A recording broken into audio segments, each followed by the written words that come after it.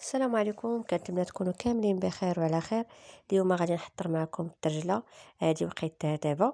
بسم الله. غادي نحتاجو هنايا الترجله، كنغسلها مزيان وكنخليها حتى كتسقطر صافي، وكنقرضها بالموس او تقرضوها بالقراضه، وغادي نزيد عليها الماء ونديرها حتى كتسلق لينا حتى طيب، وغادي نصفيها وغادي ندوز باش ندير ليها التوابل. كنصفوها مزيان من الماء، غادي نزيد عليها واحد شويه ديال الثومه، 3 ضريسات. بالنسبه للثومه من الاحسن تزيدوها ديروها من الاول، ديروها تسلق معاها، انا غير نسيتها. وشويه ديال القزبور ومعدنوس ومطيشه محكوكه، كنديروا مطيشه كبيره محكوكه. وبالنسبه للتوابل غادي ندير معلقه صغيره ديال الكمون، معلقه صغيره ديال السكينجبير، معلقه صغيره ديال التحميره، نص معلقه ديال البزار، شويه ديال الملحه.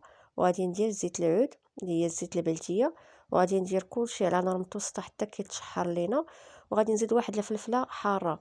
بالنسبه لكم يمكن لكم ديروا الهريسه، الناس اللي كيبغيو الحار. الا ما كتبغيوش الحار يمكن لكم تستغناو عليه صافي. وتزين زينتها بشويه ديال الزيتون. كنتمنى تجربوها وتنال الاعجاب نتاعكم، وبالصحه والراحه.